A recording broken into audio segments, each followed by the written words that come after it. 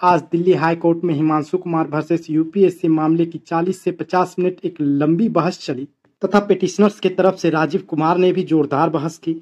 शुरू में ही केस को ब्रीफली प्रस्तुत किया गया तथा इसके मेन इशू अर्थात समय से आंसर क्यू जारी न करने संबंधी मुद्दे को प्रस्तुत किया गया और समय से आंसर क्यू जारी न करने से पड़ने वाले दुष्प्रभावों को गिनाया गया, जिसमें उन्हें 1 साल तक पता ही नहीं चलता कि उन्होंने गलती की कहाँ है, क्या उस गलती को सुधारा जा सकता है अथवा उसे गिव अप कर देना चाहिए, और वे कोचिंग के आंसर क्यू पर आश्रित हो जाते हैं तथा कोचिंग उनसे भारी रकम वसूलती है। और यह एग्जाम केवल वह कैंडिडेट नहीं दे रहा होता है बल्कि उसका पूरा परिवार इसमें इंगेज्ड होता है। और जुडिशियल रिव्यू संबंधी यूपीएससी द्वारा दिए गए गलत आंसर क्यू को एक एग्जाम्पल के रूप में प्रस्तुत किया। इसके बाद जज ने रिक्शा चालक के बच्चे को सिविल सर्वेंट बनने की बात की तथा कहा कि यदि आंसर क्यू जारी किया जाता है तो फिर यह पूरे इंटायर प्रोसेस को डिस्टर्ब कर देगा। और जज ने अपना एक पर्सनल व्यू भी रखा कि केवल 2 चांस ही एस्पायरेंट्स को इस एग्जाम में मिलना चाहिए ताकि वेरी टैलेंटेड और बेस्ट माइंड इस सर्विस को मिल सके। इसके बाद पिटिशनर के वकील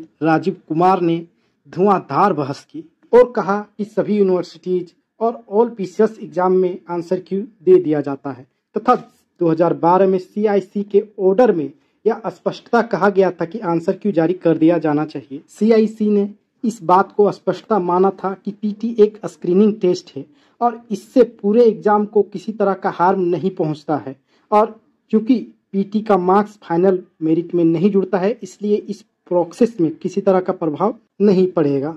उसके बाद डी.वाई. चंद्रचूड़ के 1983 के एक जजमेंट को कोट किया गया। इसमें कहा गया कि पेपर सेट करने वाले द्वारा दिए गए गलत आंसर का खामियाजा एस्पायरेंट्स को नहीं भुगतना चाहिए, और यदि एग्जाम के तुरंत बाद आंसर क्यू जारी कर दिया जाता तो ये कंट्रोवर्सी आती ही नहीं और ना ही यह साइलेंट इनजस्टिस होता, और इसीलिए publishing the answer Q is a great importance. इसके बाद रिस्पोंडेंट वकील नरेश कौशिक जी ने इसके जवाब में कहा कि सुप्रीम कोर्ट ने इस मामले में यूपीएससी को एग्जम्पशंस प्रदान किया है। फिर राजीव कुमार ने स्टैंडिंग कमेटी के यूपीएससी रिफॉर्म संबंधी मुद्दे पर भी प्रकाश डाला। फिर जज ने कहा amend the press note. Respondent Naresh Kaushik ji ने कहा कि सर वह सुप्रीम कोर्ट का मामला यूनिवर्सिटी एग्जाम से संबंधित है और यह मामला अलग है। फिर जज ने कहा कि अगर मैंने प्रेस नोट के अमेंड करने का ऑर्डर दे दिया और रिस्पोंडेंट अगर इसे आगे केस को फाइल नहीं करते हैं तो आप तो सेटिस्फाई हो जाएंगे, लेकिन इसे आगे भी चैलेंज किया जा सकता है क्योंकि एक प्रमुख मुद्दा इस केस के हाई कोर्ट में मेंटेबिलिटी की भी है। और फिर नरेश कौशिक जी ने यह कहा कि सीआईसी ऑर्डर जो दिया गया था उसकी प्रक्रिया पूर्ण नहीं हुई थी, इसीलिए आंसर की पब्लिश नहीं किया गया।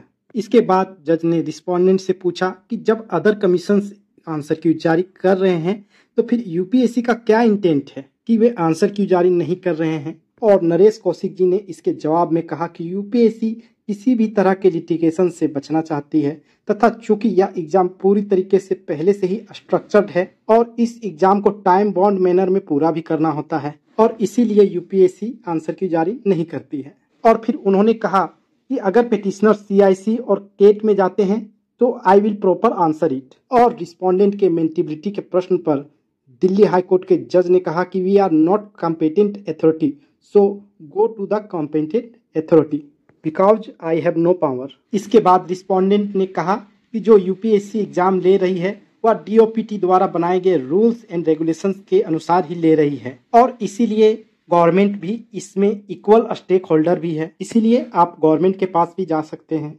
फिर जज ने कहा कि why you don't go to CAT. Petitioner ने कहा कि हम लोगों ने कोई ऐसा रूल नहीं पाया जो यह साबित करे कि 12 जून को जारी किया गया प्रेस नोट रिजल्ट का भाग ही है। फिर नरेश कौशिक जी ने सुप्रीम कोर्ट के एक निर्णय को कोट किया तथा कहा कि जितने भी रिक्रूटमेंट से संबंधित मामले हैं तथा रिक्रूटमेंट से कंसर्निंग मामले भी रिजल्ट का ही पार्ट है। फिर राजीव कुमार ने आर्टिकल 323 को कोट किया और कहा कि जिसको अपॉइंटमेंट किया गया है उसी को रिजल्ट माना जाना चाहिए। और फिर एक प्रश्न भी किया, how press note make a condition, क्योंकि आर्टिकल 323 कुछ और ही कह रहा है। और उसके बाद राजीव कुमार ने कहा कि answer Q not affect the successful candidate because they already inter, और इसीलिए आंसर क्यू जारी करना एक रीजनेबल रिक्वेस्ट है। क्या स्टूडेंट्स इतना भी डिजर्व नहीं करते कि वे एक प्रॉपर आंसर पा सके? दोनों पक्षों को सुनने के बाद जज ने एक ऑर्डर पास कर दिया। जज ने नरेश कौशिक जी को कहा कि file the rejoinder that press note is a part of recruitment. वहीं पिटिशनर के वकील राजीव कुमार को यह कहा, file the rejoinder affidavit that this case is maintainable in Delhi high court. And judge also told he is only challenging the para 3, not the entire press note। अब petitioners को इस case में बस एक रिजॉइंडर फाइल करना है जिसमें यह प्रूफ करना है कि इस केस को दिल्ली हाई कोर्ट इंटरटेन कर सकती है। और इस केस का अंत जज के एक फनी कमेंट से हुआ। उन्होंने कहा कि 70% एस्पायरेंट सीरियस होते हैं जबकि 30% सिर्फ दिल्ली को एंजॉय करने के लिए आते हैं। धन्यवाद।